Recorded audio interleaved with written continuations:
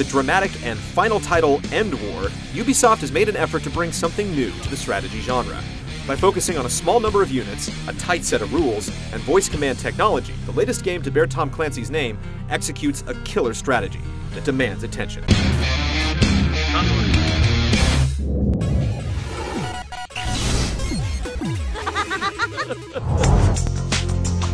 EndWar presents a loose scenario rather than a story. Russia has risen to power as an energy broker, the loosely bound European Union has become the formidable European Federation, and the United States has upset the international community by constructing an intimidating space station called the Freedom Star. One terrorist attack later, and the three superpowers are duking it out World War III style. It works as a setup, but if you're looking for drama and narrative, you'll want to pick up the novel.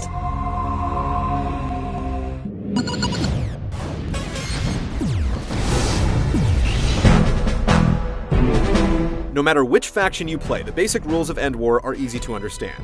You want to secure satellite uplinks on the map to earn command points, which you can spend on deploying up to 12 units at once. Or, you can cash in those same points for support options like airstrikes.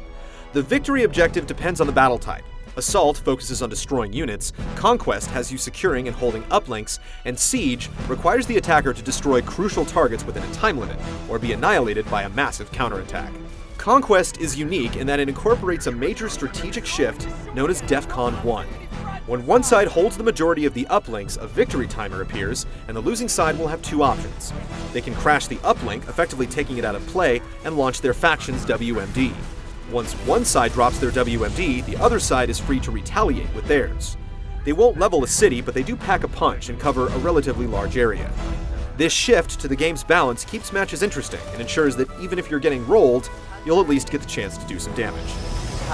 There's a basic rock-paper-scissors relationship between units. Riflemen beat engineers, engineers can beat up on armor if they have cover, and tanks destroy anyone on open ground but lose to flying gunships, which are vulnerable to transport vehicles. It's understandable without being simplistic, and plenty of exceptions to the rules expand your potential tactics.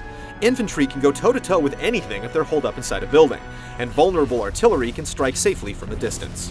Every faction uses the same types of units, but each superpower is slightly different. Generally speaking, the US is well-rounded with a focus on precision strikes. Europe is all about speed, and Russia's units are extra beefy.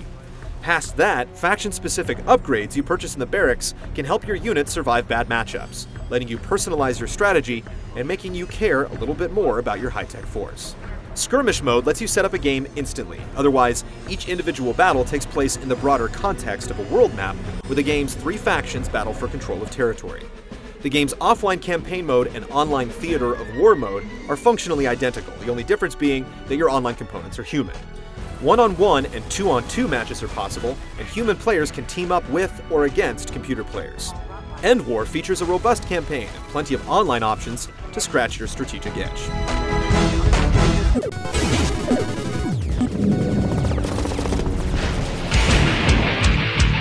Ubisoft has made a pretty big deal about the game's voice command features, and the good news is that you can actually believe the hype.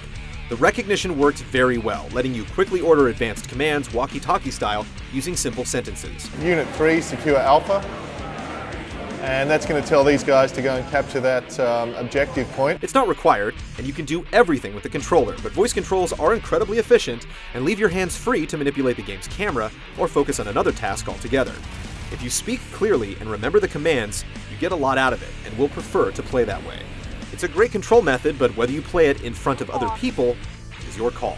You can view the field and target enemies from the viewpoint of individual units, which lets you observe battles and trigger special abilities. If you've deployed a command vehicle, you'll also have access to the big picture. No matter where your camera is, you'll have a solid idea of who's capturing what. There's a lot to think about in a typical match. Quickly sending in soldiers to secure uplinks is important, but you don't want to overextend yourself in the rush. You'll need to constantly remember the rock, paper, scissors unit balance and think carefully about how to spend your command points. Like other good strategy games, when you're working fast and efficiently, you'll feel like a powerful human computer designed for the sole purpose of ruthlessly crushing your enemies. Speaking of ruthless crushing, units in EndWar can gain experience to become more powerful, but they can also be taken out of the game permanently. You can order a damaged unit to evacuate, but when a unit goes down, transport choppers are automatically dispatched to pick up survivors. Extractions don't take long, but a focused follow-up attack could finish them for good. Thankfully, losing a unit isn't the end of the world, which keeps the risk and reward levels enjoyable.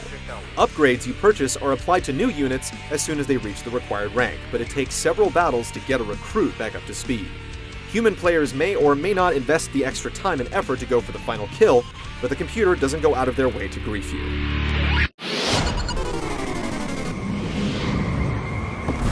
Russia spends billions on the biggest arms buildup since the Cold War. EndWar has a clean, high-tech war room presentation that fits with the futuristic military vibe of the game.